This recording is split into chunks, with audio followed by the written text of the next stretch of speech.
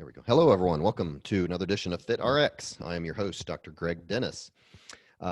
Today's guest is Dr. John Jaquish. He is a PhD in biomedical engineering. He has invented several products, one for osteoporosis, which I want to ask him about, and then the X3 system of weightlifting, which we're going to talk most about. He recently wrote a book, which is what caught my eye, titled "Weightlifting is a Waste of Time. So is cardio, and there is a better way to have the body you want." So anxious to get into that book. So Dr. Jaquish, welcome to the show. Dr. Dennis, hey, thanks for letting me be here. This is great. Yeah. So let's start. Tell the audience just a little bit about your research and how you came to first kind of discover the OsteoStrong. Is that what it's called? I'm the inventor of the OsteoStrong. Yeah. Okay. So tell us kind of how you discovered that, and then how that kind of led into this the X3 device, and then what kind of motivated you to write this book. So just tell us a little bit about your background. Sure. Well, my mother was diagnosed with osteoporosis 13 years ago. And she read about the side effects of the drugs that she was being prescribed. It was standard bisphosphonate treatment. Sure. And she wanted nothing to do with it. And she read the side effects, and she said, I'd rather just worry about a fracture than have these side effects. And she felt like she was too young to have these problems. She was in her late 60s. And so I said, how about I take a look at this dysfunction? And it just so happened that the dysfunction that I looked at, that she was diagnosed with, was really more a dysfunction of deconditioning.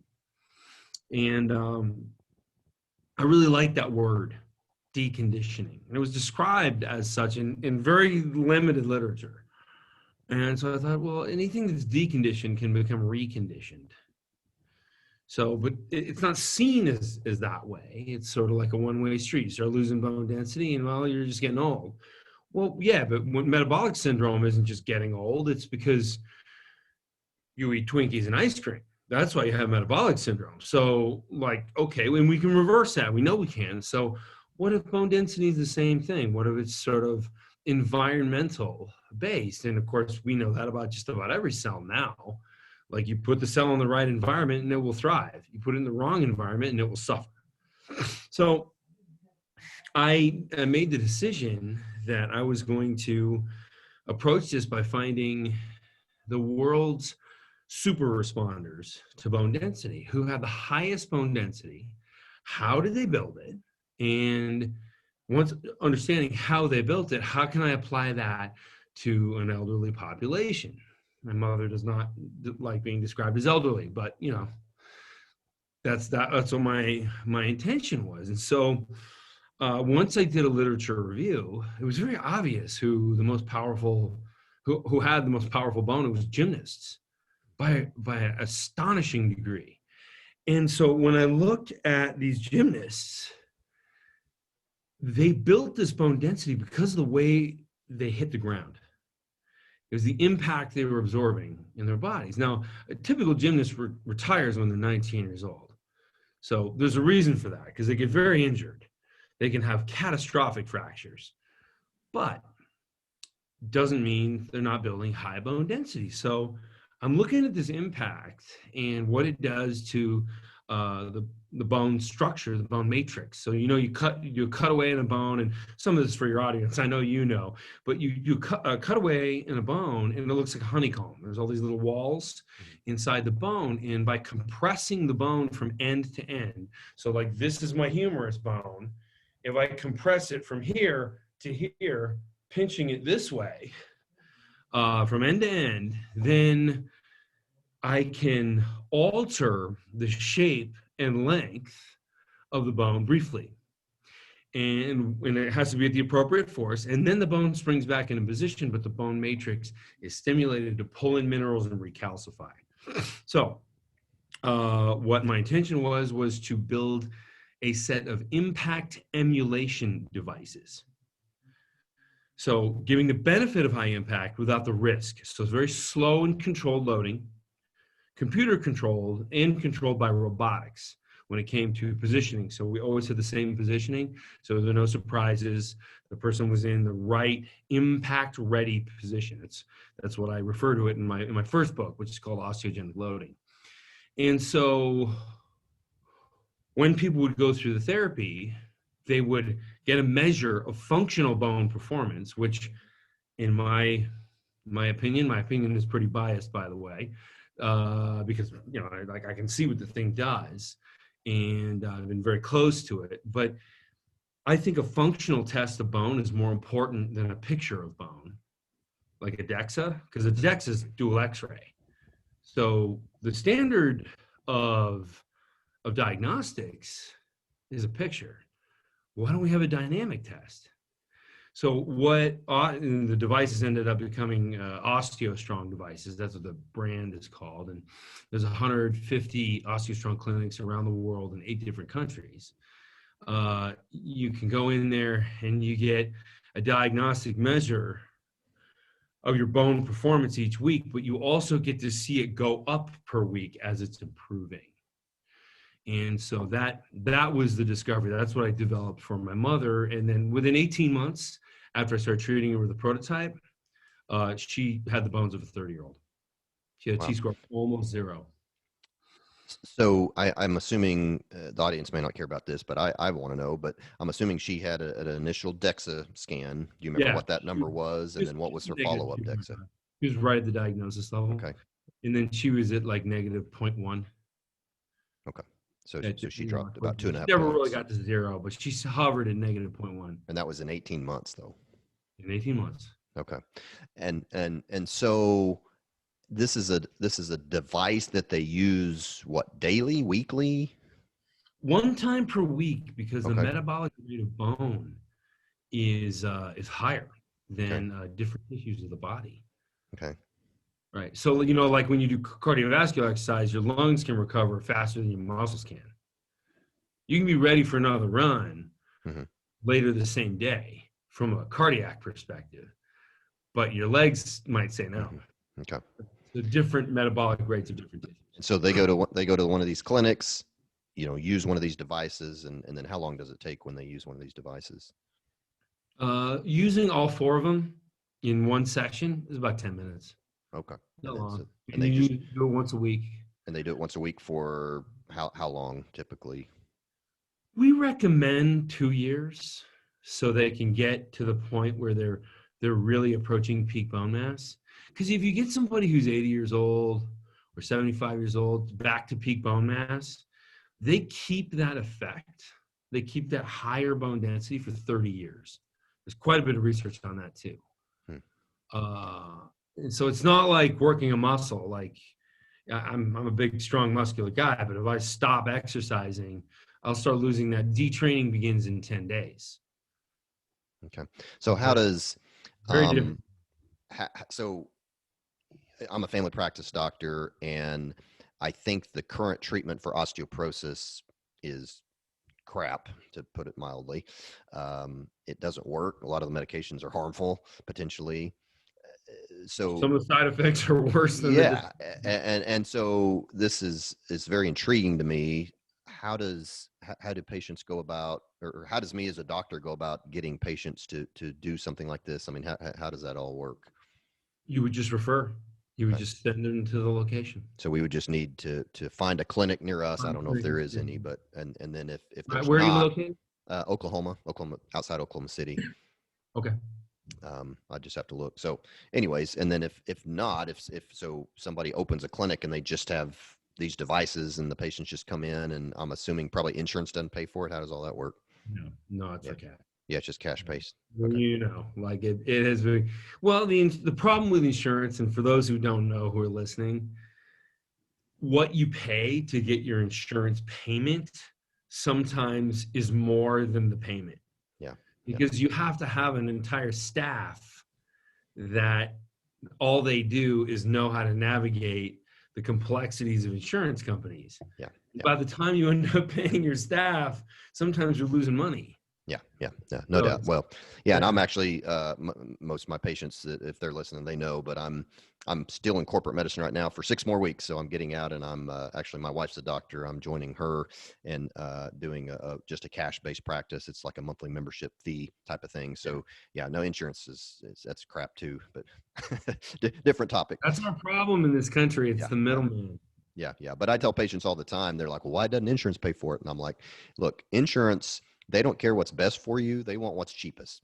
Because I do some hormone replacement, and they're like, well, why won't insurance pay for it? Because, there's cheaper alternatives that they're not good for you, but they don't care about that. They want what's cheapest. So, Well, what's interesting is I'm trying to be well liked by insurance companies, because right now they're just they're part of the landscape. So we're not going to be able to just blow them up. But I do know, and I've heard from some actuarials at big insurance companies, which I will not mention because these people were nice enough to tell me this.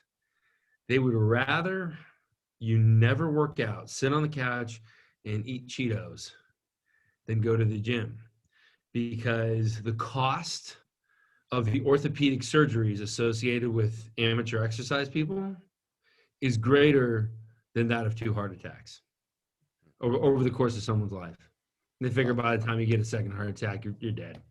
Yeah. So, Yeah. Crazy. Yeah. but Yeah. because that's how they make decisions. It's just like, what's going to cost us more? Okay, we'll encourage the the opposing view. Yeah.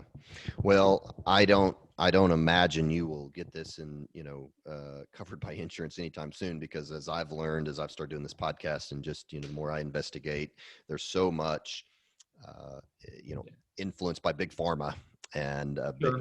big pharma's in everything. And Oh, so, well, we haven't even seen the beginning of the painkillers. yeah, Like yeah. those lawsuits are just coming out right now. The opiate addictions and all that stuff. Like that all happened. That was only like 10 years ago. Yeah. And yeah, we're gonna see just nightmare kind of stuff that pharmaceutical companies did so that their pain medications could be prescribed. And I mean, I suppose there are well-intentioned people who are intimately involved, but Mhm. you really got to like scratch your head and say these are opiates. Yeah. Yeah. Like, who said this was a good idea? Yeah. Well, I love the concept of your osteoporosis treatment, because, like I said, we don't have anything good right now, and obviously we encourage patients to do weight bearing exercise, but these 75, 80-year-old women, I mean, that's really all they can do is walk at You want to hear best. some bad news? Yeah. The minimum dose response for triggering bone growth is 4.2 multiples of body weight. Mm. So even weightlifters, Yeah. it's not heavy enough. But Interesting. OsteoStrong is way heavier than that. It just, you only move a millimeter or two Mm-hmm. because it's in that very specific impact ready position. And that's how you get these huge forces through the body. Hmm. And so we have in the clinical trial, and this actually leads to the second part of your question. We had deconditioned elderly women who were osteopenic. We couldn't use fully osteoporotic people because we did the trial in London, in England, and you can't tell somebody not to take their bisphosphonates. That's unethical, even if they don't. Though, actually, no, I take that back. There were a few people who were osteoporotic who were just like, I'm not taking the meds. And so they could be in the study. So we had a mix of osteopenic and osteoporotic. And they were putting 6, 7 times their body weight through their hip joint. Now, these are not athletes. These are women who have never exercised. Within 6 months, some of them were using 7 times their body weight to load the hip, and they were growing bone density very quickly, and they felt fantastic. Also, from a psychological perspective, and you'll be able to see this in respect to your patients, they felt like they could control their health. They finally, for the first time in their life, were like, wow, look, a metric of my health that I have some control over. And most people think their health is something out of control, and it's very frustrating, and they don't want to talk about it. So, in fact, when you go to like the Tony Robbins conferences, he's a partner in the Osteostrong business. Hmm. And so on the health day, which is the last day, starts talking about nutrition. We're gonna, today we're gonna go over nutrition. We're gonna go over exercise. You can see the people that need to hear it the most. They all file right out of the room and go to the airport early. Hmm. They don't want to hear it.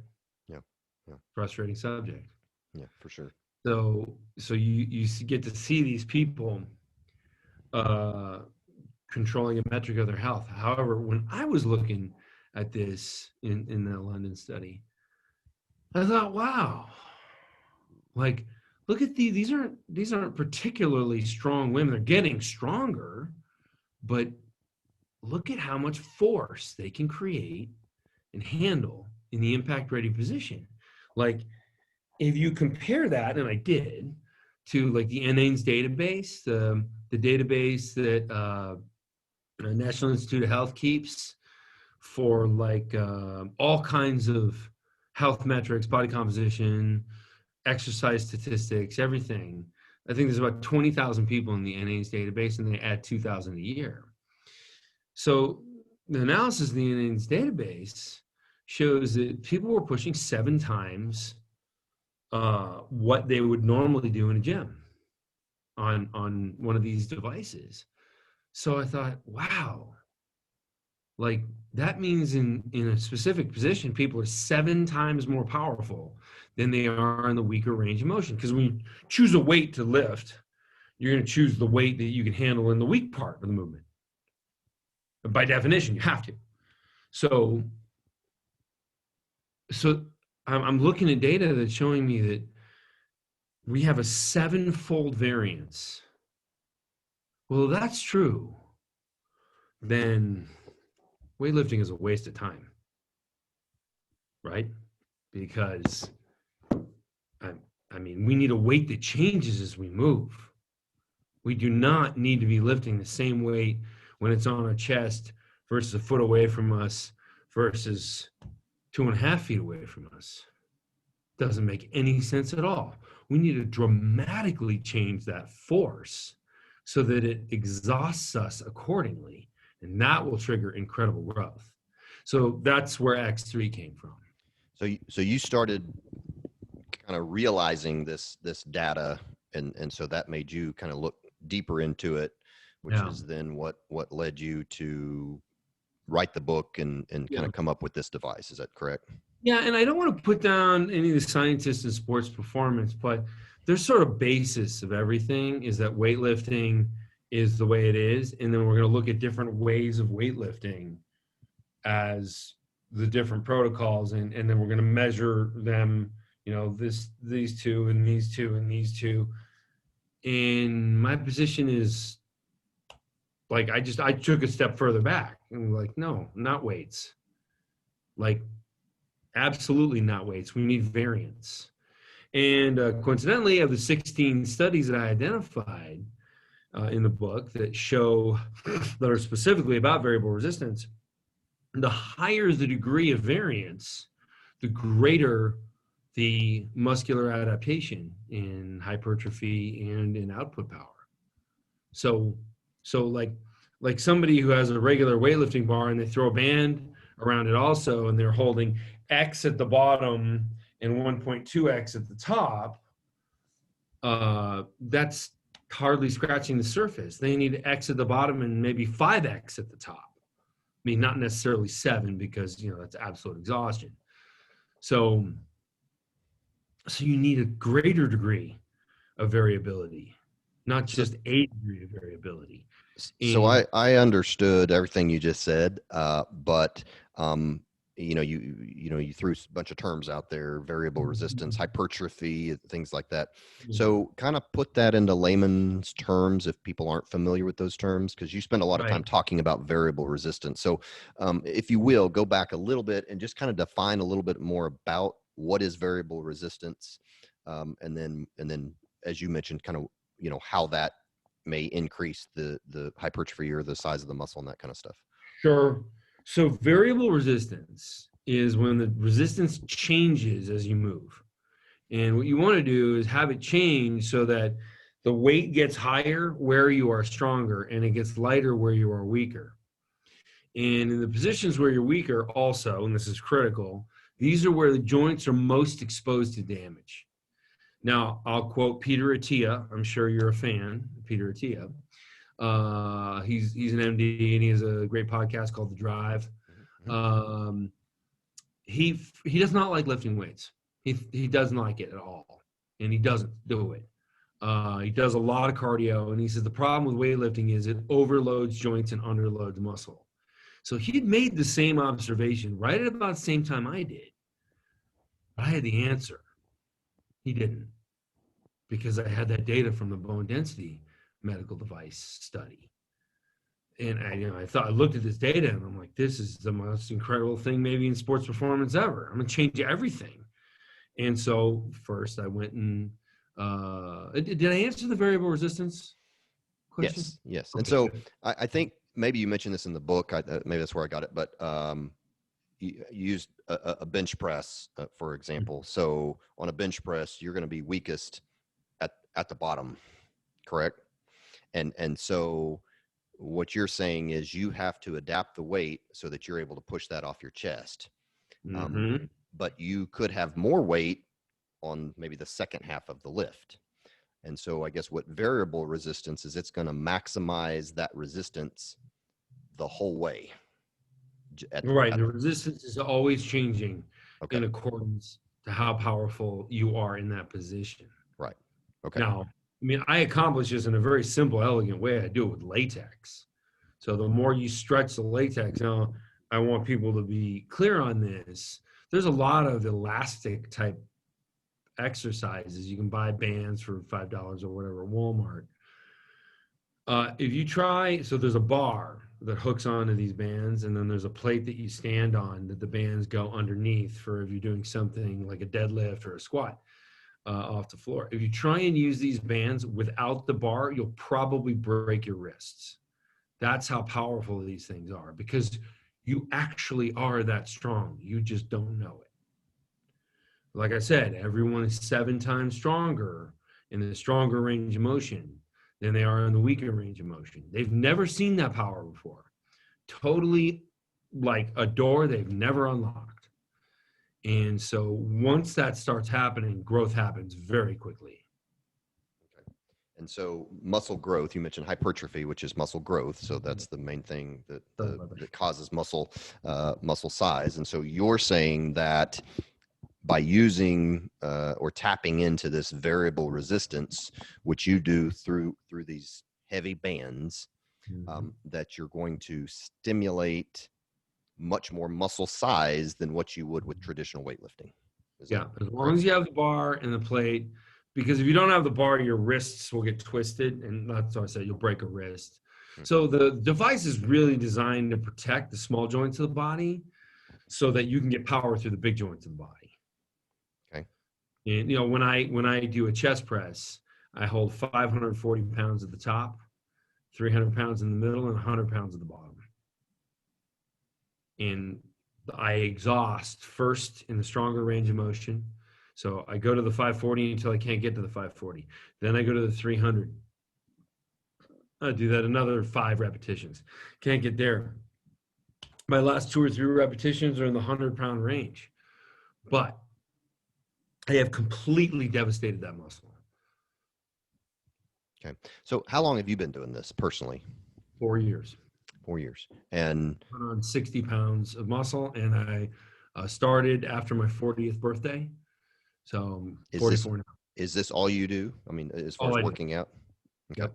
Yep. And so for those of you listening, you can't see him, and I've just looked at pictures, and of course you can see your picture on the title of the book.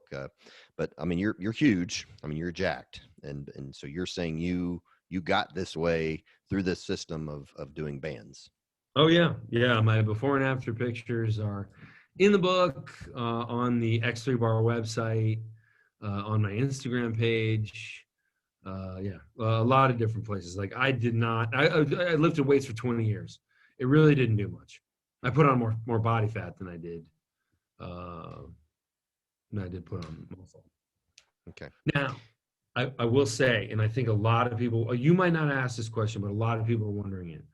Well, what about genetic differences? Because a lot of people like to dismiss somebody who's super fit as, oh, that guy just has good genetics. Well, that's easy to say after someone's fit. You know, who has good genetics when you're just looking at a bunch of people who have never trained before? Can you pick them out of a crowd?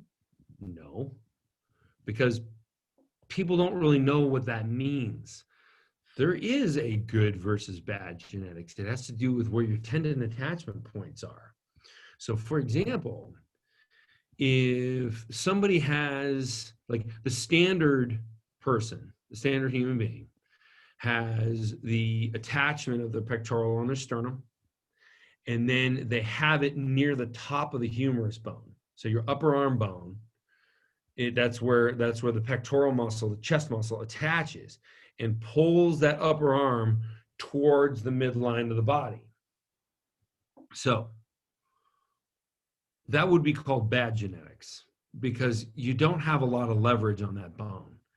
There are some people, a very small amount of people, whose tendon attachment is further down the bone. Mike Tyson, for example, has a tendon attachment that's almost at the opposite end, which is why he can hit people with almost full power when they're 6 inches from his face, whereas nobody else can connect. And these are people who can use a bench press and grow very quickly because they have a longer lever arm within their own body. And there's research on this. I lay it out in the book.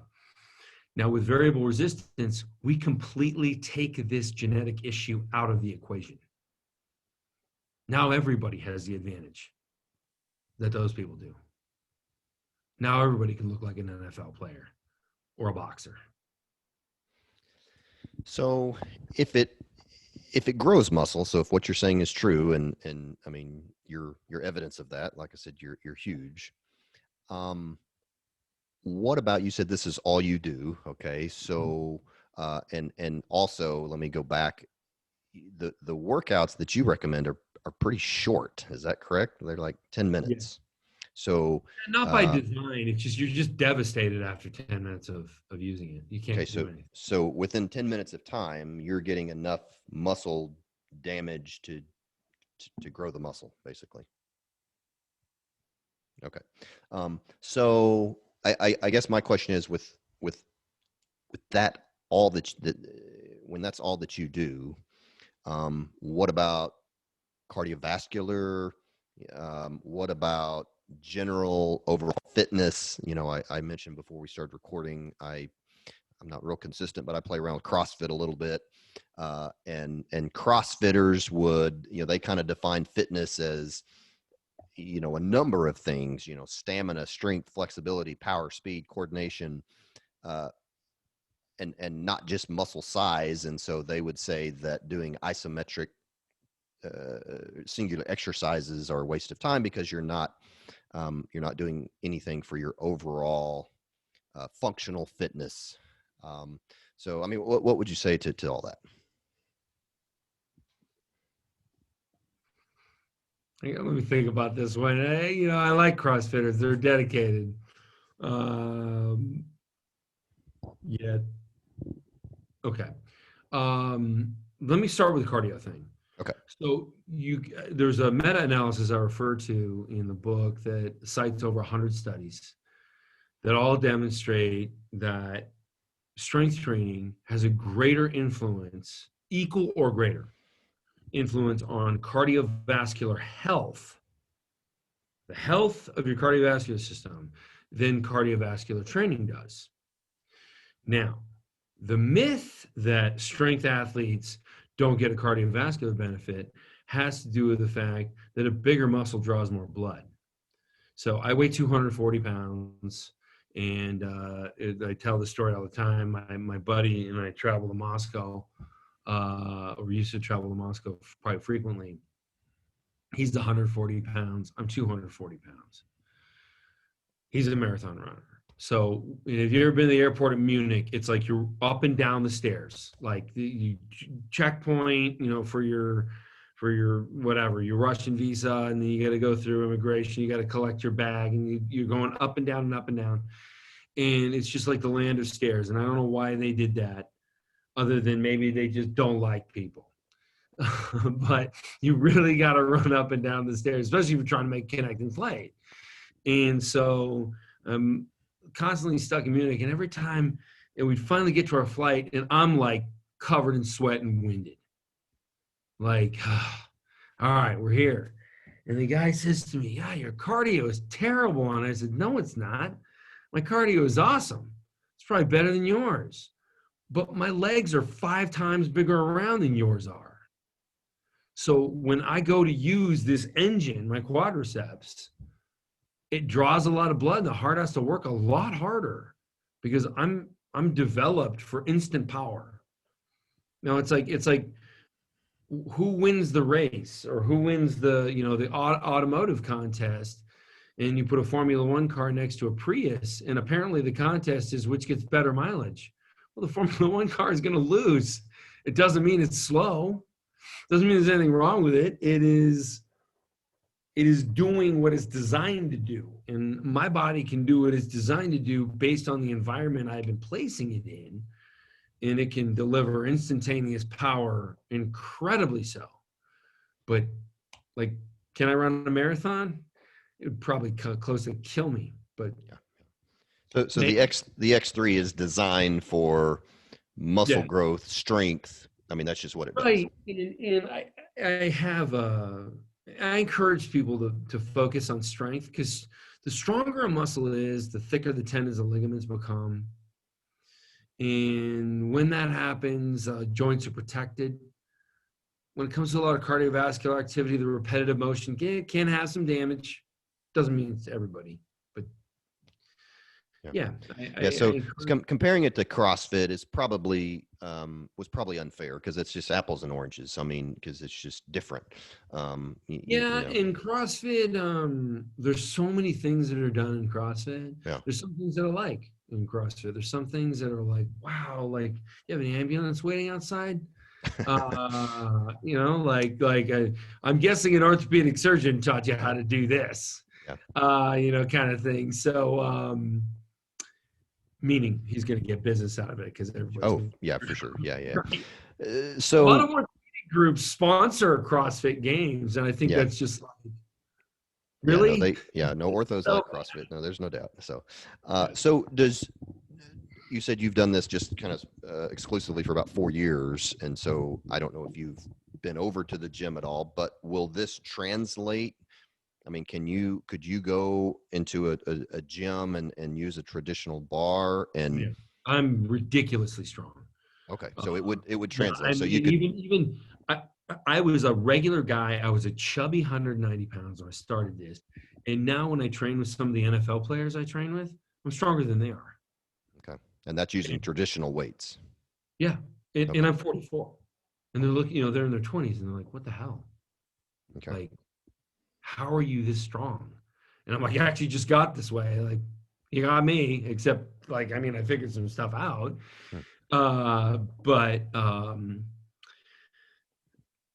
I would say though, that if you want, like I have raw power, and it's everything in strength has to do with how much sarcoplasm is in the cells, has to do with how much myofibril adaptation, meaning the density of the cell, how dense is that muscle cell, and the sarcoplasmic is how much contractile energy does it contain. ATP, glycogen, and creatine phosphate are those three things that house the energy within the cells. So it's fuel, it's density, but then there's also a neuromuscular pattern, right? With every movement. Like, in fact, one of the things with CrossFit that you see very frequently, and it's why I think a lot of CrossFit people, they're like, wow, I gain a lot on the chalkboard, but like, I don't look any different. Well, it's because you take a really complex, like, weightlifting movement, which is as hard to master as a golf swing. Mm-hmm. And you can master that and get better and better and better at it, but it doesn't mean you're growing muscle. Mm-hmm.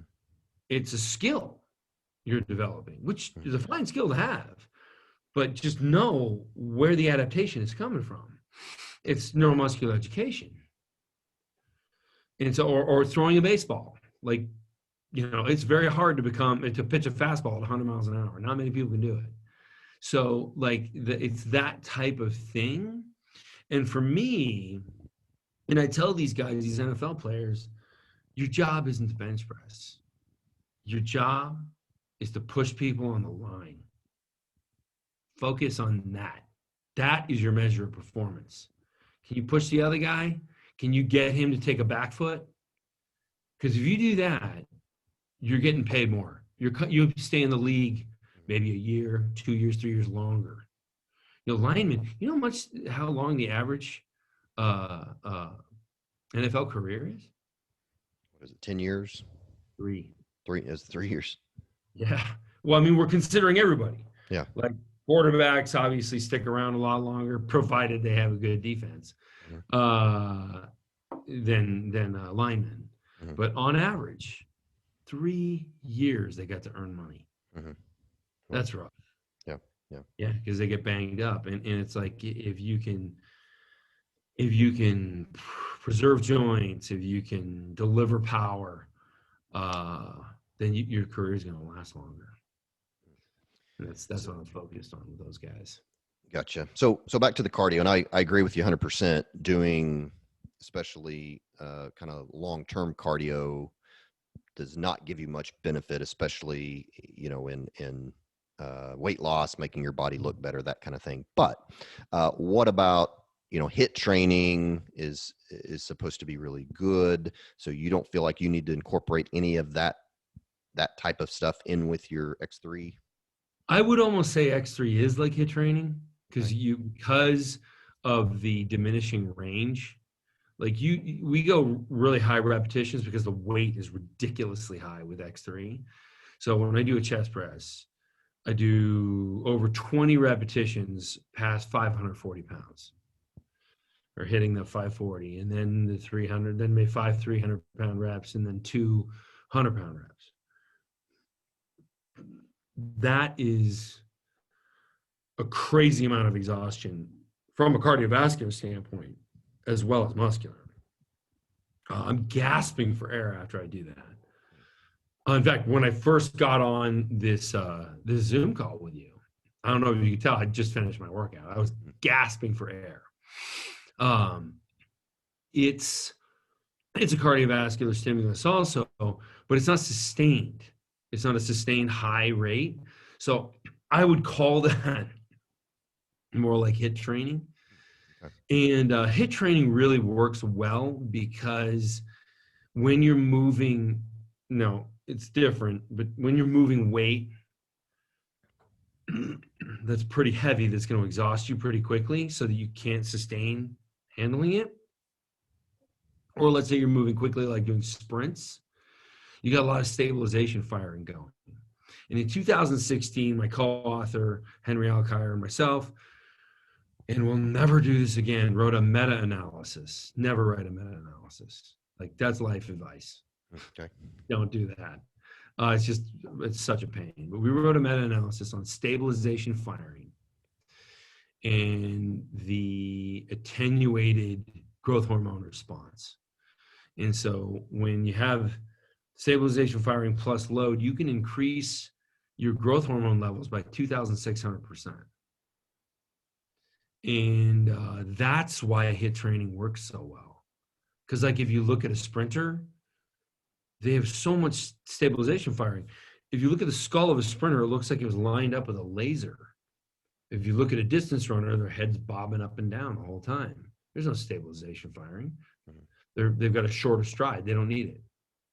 It doesn't get turned on, and they don't get the upregulation of growth hormone. Instead, they get an upregulation of cortisol. Cortisol's job is getting rid of muscle and preserving body fat, meaning you stay fatter longer, which seems to me to be the opposite of what anybody should want. So the HIIT training is great. I classify X3 as that. Okay. So you're getting your heart rate up enough is what you're saying doing this. So incredibly so. I was wanting to ask you about the reps because you mentioned in your book that you do fairly high reps.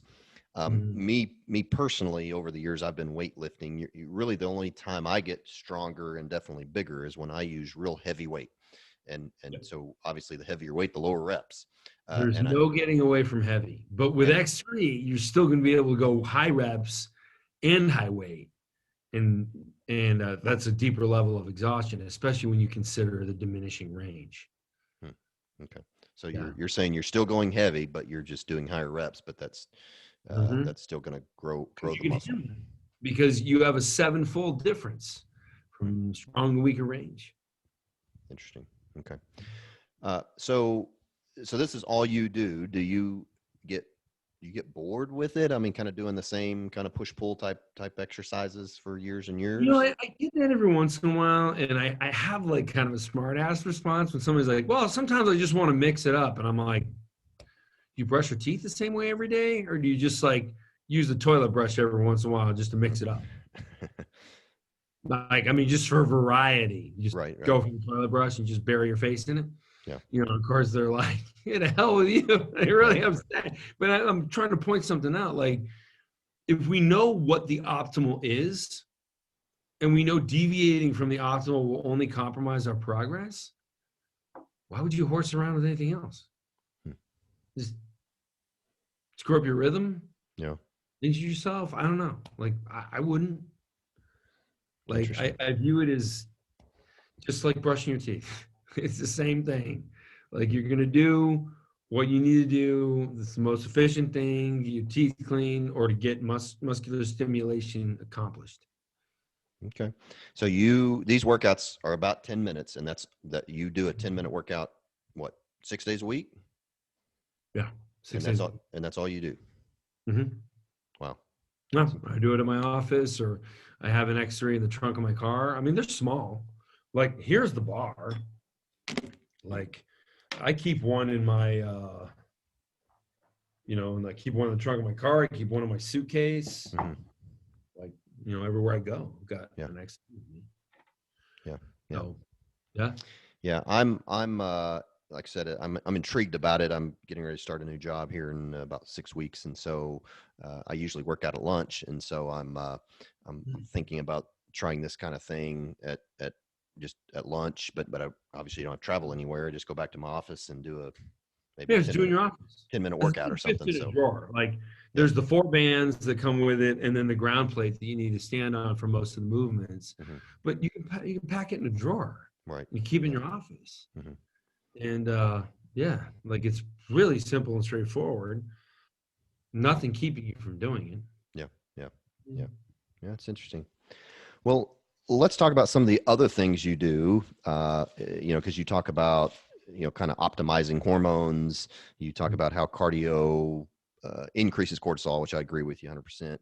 And so you were saying that this type of workout, which you may have alluded to it just a minute ago, but this type of workout is going to maximize the hormone response, which also kind of aids in the muscle growth. Is that correct? Both growth hormone and testosterone, because so a bigger effect, people used to think the more testosterone you had, that the more muscle you grow. No, it's the more activity in testosterone reception. So the body has to be ready to take it. And there's only one indicator of what triggers that, and that is how heavy are you lifting. The heavier the weight you put through the body, the more testosterone receptors are activated. So, like, you don't need a ton of testosterone. So people who are like trying to like figure out some way, like, they get 2 prescriptions for testosterone replacement therapy from 2 different doctors, and they fill them at different pharmacies, and then they think, like, oh, I'm gonna have twice the amount of testosterone. It doesn't work that way. Like, your body, it's sort of like, if taking 2 Tylenol gets rid of your headache, taking 4 Tylenol doesn't make you levitate. You can't just float around the room like it's some, godlike drug. That's not the way it works. Like, it does what it's intended to do at its minimum dose response. And that's how testosterone works in the body. And if you keep stimulating the receptors, you'll make more. Okay. You also talked about a little bit about myostatin. And so we want to decrease myostatin, which is if we decrease that, then it's going to increase muscle building. And so you say that the X3 can create a hypoxic effect on muscles, meaning lack of oxygen, thus decreasing myostatin. So how does that compare to traditional weightlifting? Does traditional weightlifting just do it at much less, or how does that work? You went for the most complex part of the book. But Listeners probably won't care about that, but it's fascinating to me. So sure. So, to get to hypoxia, you've got to trick the body into not seeing a certain amount of muscle, like it disappeared, and then so like body mass goes down according to the cardiac axis. It says, okay, let's reduce myostatin so we can build some more of this mass because all of a sudden it's gone. And this is a little bit theory, but it's pretty well backed up by a number of studies that I cite in the book. I mean, observing the phenomena, like I'm sort of putting a voice to the central nervous system where it really doesn't do that. But I'm pointing out that when you have blood flowing into a muscle and don't let it flow back, the heart's going, okay, like, what do we do here? We reduce myostatin. And then more mass can be built. And that reduction in myostatin does last a number of hours. And that's fantastic because it allows you to really change your genetic potential. And the reason it doesn't work with weights is because you can't get hypoxia. So like when you're curling, curl as an example, is a great example of an inefficient exercise. The max weight is when you're at a 90-degree angle, when your lower arm is parallel to the ground, your upper arm is perpendicular to the midline of your body. And then as you continue the contraction, the weight actually goes to zero or close to it, because you're aligning the lever arm, which is your lower part of your arm, the fulcrum, let's call it. We don't want to get too many arm terms here. Is almost parallel to the upper arm. So there's no load on it at all. And that's one of the problems with the inefficiency of regular weightlifting is that we've got lever arms or fulcrums through the body, in that it really adjusts what force is going through the body and kind of can make some parts of movements irrelevant. And so, like, when you're in a squat, when you're nearing the top, you're just really loading the bone. You're not really contracting much of the muscle at all, unless you have variable resistance. When you have variable resistance, now you're engaging the musculature to a much higher degree, even when you take advantage of a biomechanical efficiency. So like at the top of my squat, I might be holding an extra 400 pounds. The bottom of my squat, I'm only holding an extra 50 pounds, which keeps my knees protected, but also gives me uniformity in the intensity of the contraction throughout the movement. Therefore, when I want to maintain hypoxia, I can. Now, the only other way to do that is with tourniquets and regular weightlifting. But the problem with the tourniquets is, and you know what I'm talking about with blood flow restriction banding. Yep.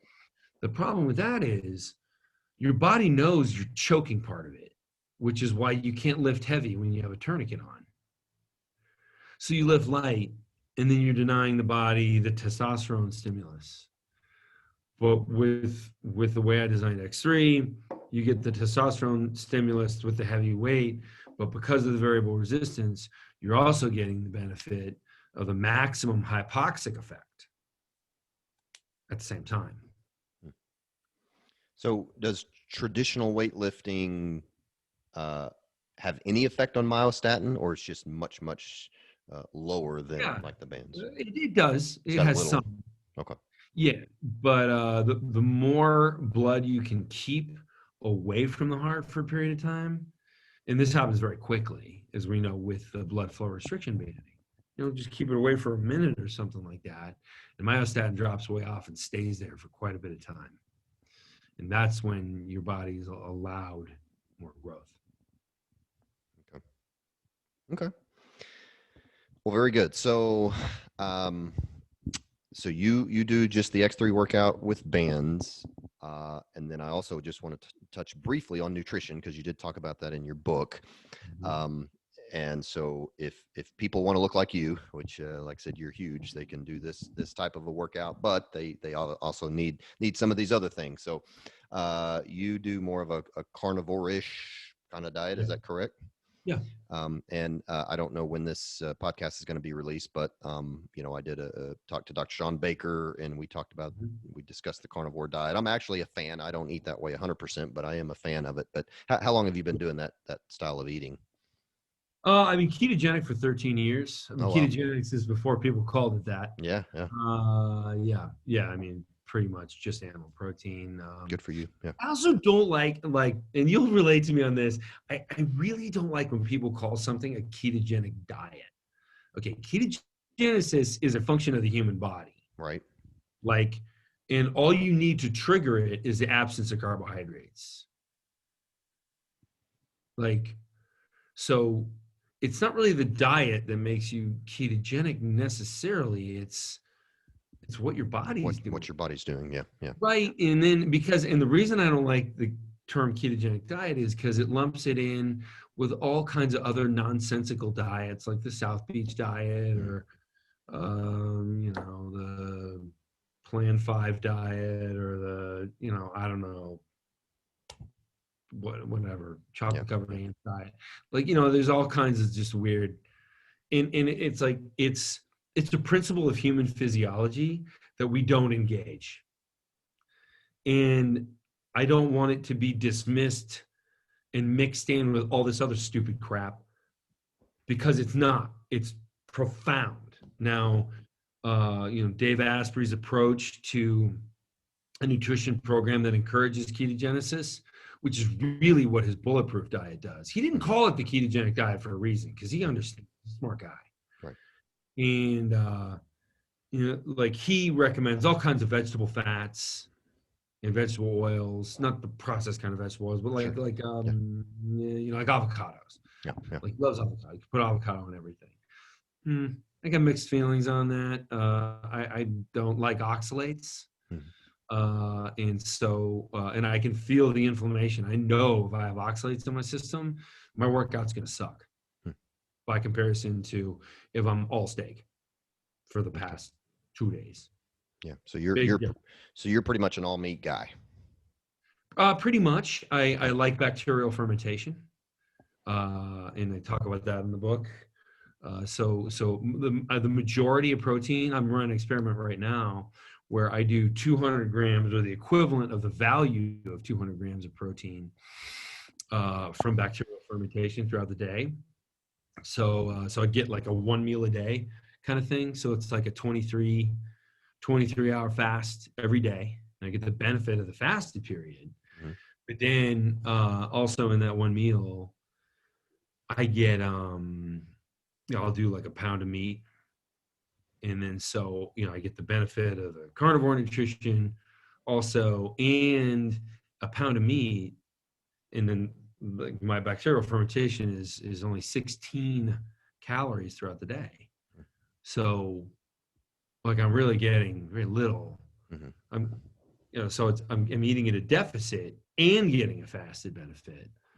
I'm getting very lean very quickly. One last thing I want to ask you about, because you talk in the book about cellular hydration and steps to amplify growth and hyperplasia. And so you kind of had some steps here that I wrote down that I just thought were useful and interesting. You mentioned to maybe take some creatine and maybe a vasodilator, work out, then stretch your muscles, and then possibly consume a bunch of carbs right after you work out. So just kind of talk about what that can do for somebody trying to build muscle.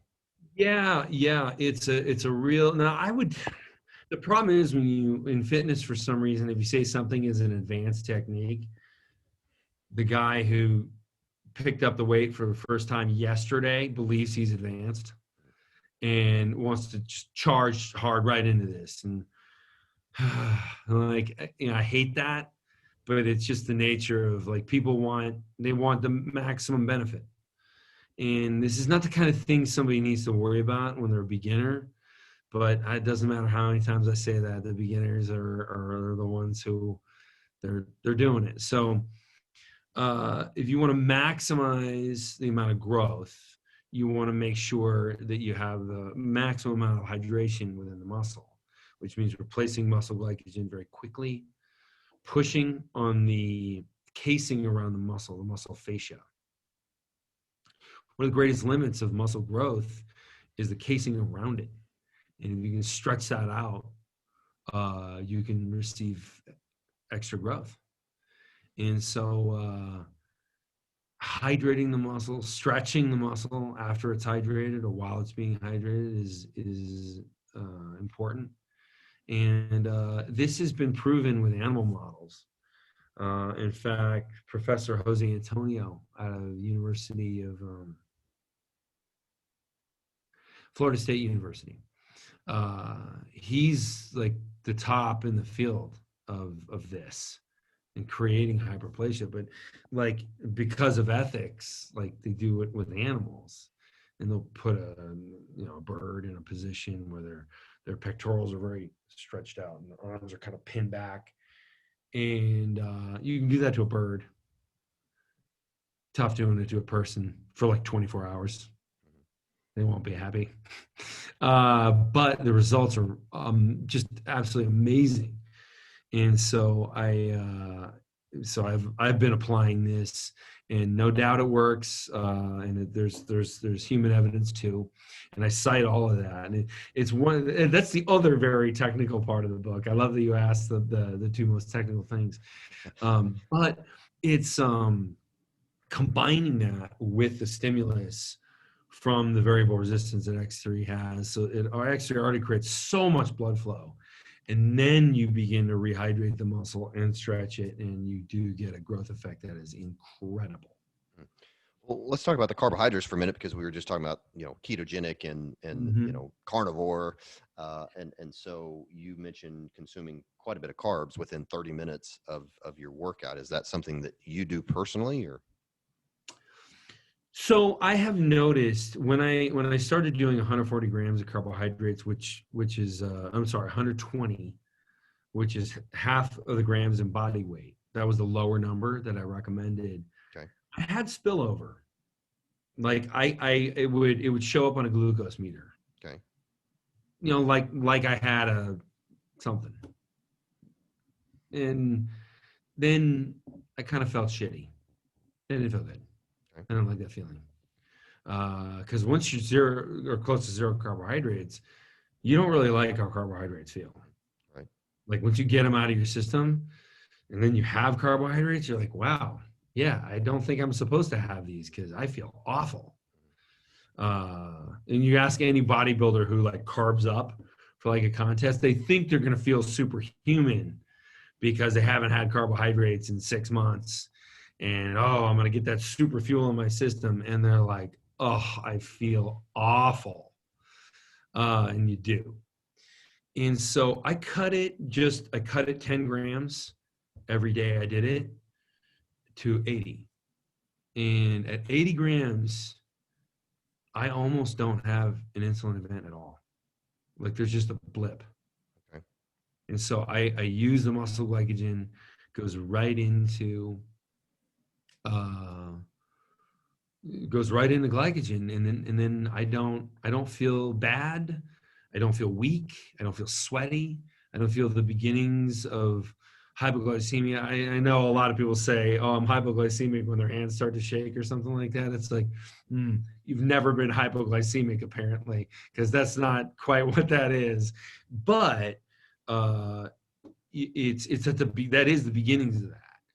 And so I could do a workout and do the carbohydrates and not have a significant enough insulin event to bother, I won't say interrupt, because it certainly interrupts the fast, but it doesn't bother me in any sort of measurable way until I get to the meal. Okay.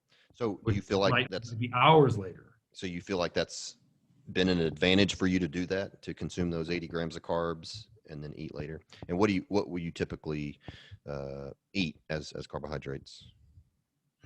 Rice. Okay. Yeah, I mean rice, but people are like, "Hey, can I have a piece of pizza?" And I'm like, "I'm not your doctor." Whatever. Yeah. I mean, Okay. it's carbohydrates. Honestly, it absorbs quick, so how can I say no?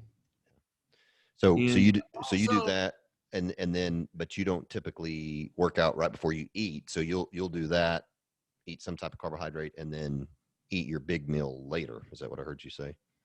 I would prefer, so today, for example, I prefer to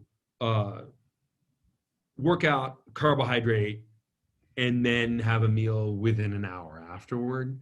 It'll be about 2 or 3 hours today. Yeah. Okay. Yeah. But I'd prefer it like that. I'm recently in a new relationship. Gotcha. And schedules are not really a thing. Okay. It's like, hey, I'll have dinner ready by 7 or 8 or 9. So yeah, there's that. So I can't time it like I'd really like to be as precise. So yeah, I've learned to be flexible. Very good. I learned that that's just the landscape I live in. Yeah. Okay.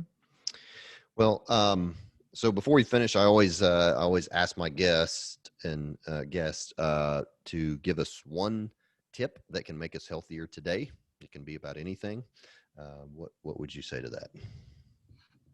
Sorry, I didn't prepare you for that. So no, and it's so tough in the times of infectious diseases created in labs in China.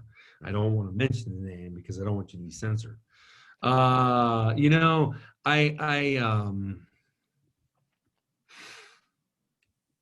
There's so many different. I would say of any principle out there, if you're not going to bother to read a book about it, or really absorb yourself in the knowledge, because I think the only successful X3 user is the one who really seeks out the information as to why we're doing all this. Because otherwise they'll edit the program for their own convenience and screw up some of the principles, and then they won't do well. I see that, I don't know, with 10% of the users of X3. They go, yeah, I'm going to do 5 sets of whatever. And I'm like, 5 sets? Like, that is just ridiculous overtraining. Or you're half-assing every set, and then, you're not really getting much out of it. Either way, bad idea. So I see that kind of thing. The easiest thing that will deliver the maximum value in health is a fasted period. Letting your gut heal. I had no idea. And the anabolic response, the anabolic rebound after a fasted period is awesome. Like, your body's ready to grow. Your body's ready to develop new cells after a fasted period. So I just encourage everybody, just eat one meal a day. You can do it. Anybody can do it. Yep.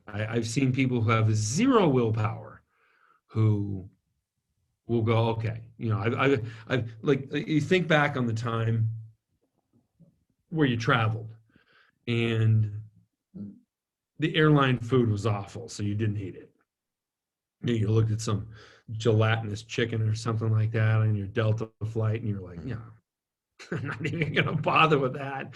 And then you realize you're in such a hurry to get out the door. You land, and then you go to a restaurant, and you're dead tired, and you're like, God, I haven't eaten anything in like 35 hours. Everybody's had a day like that. Did you die? No. Did you even feel bad? Probably not. You were hustling. You didn't enjoy the travel. Nobody does. Mhm. But it was okay. And then when you ate, you felt fantastic. So I really like Yeah. Yeah. the That's, fasting period. yeah, it's great advice. And, I ask this question to all my guests, and that's a very popular answer. And of course, most of the people Okay. yeah, God, yeah, that makes me happy. most of the people I'm interviewing are, health, wellness, experts and stuff. And so that's a very popular answer. And I agree, things I've learned. And as a physician, I mean, man, there's really not a lot that's more powerful than fasting as far as being able to get off medications, decrease your insulin levels, or help with insulin resistance, decrease risk of cancer, lose weight. I mean, it does so much, and it's free. Uh, Right.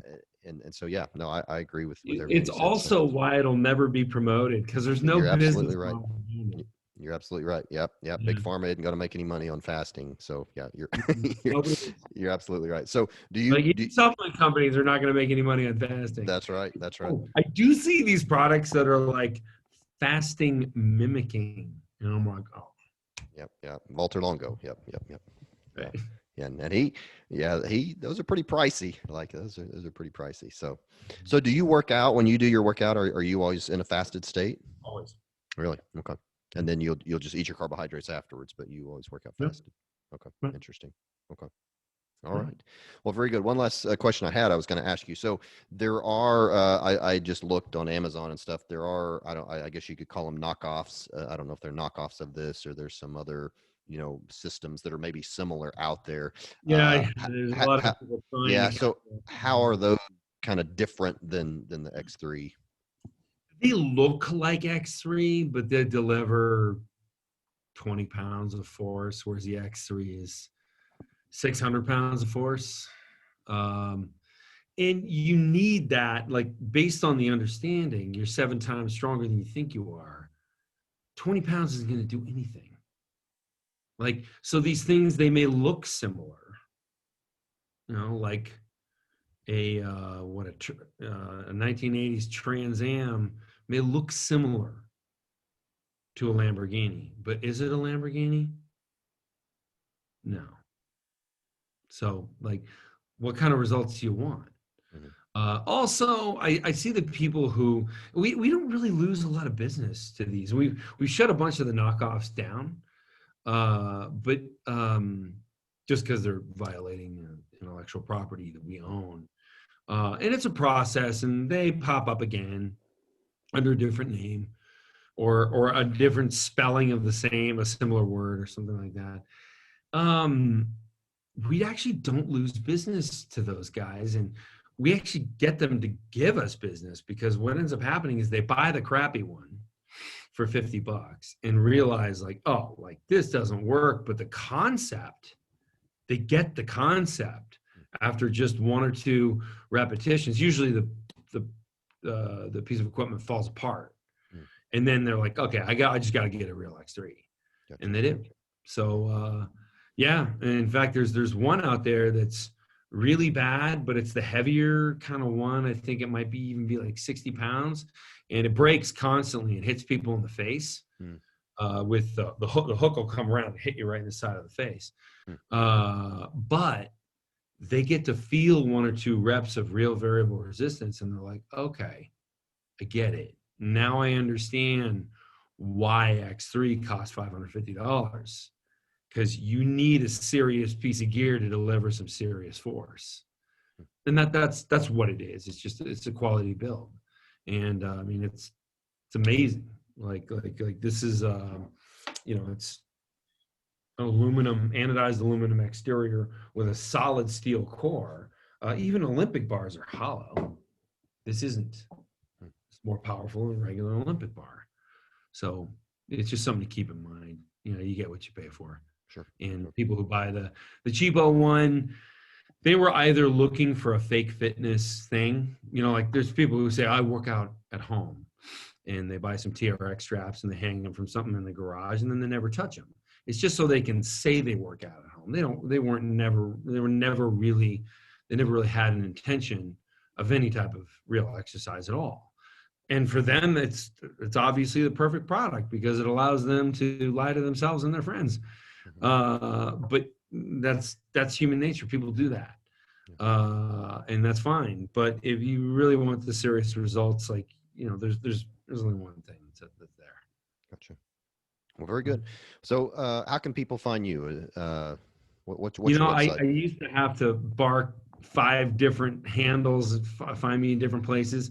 I created a landing page. It's drj.com, DOCTOR, the letter J.com. And you can find, and there's links to my Instagram, YouTube, Facebook, different websites where you can find the different products, different nutrition websites and exercise science websites. So yeah, drj.com. Very good. Okay. All right. John Jaquish, we certainly appreciate your time on a very interesting subject. So thank you. But, all right, guys. Well, thank you guys for listening, and we will talk to you next time.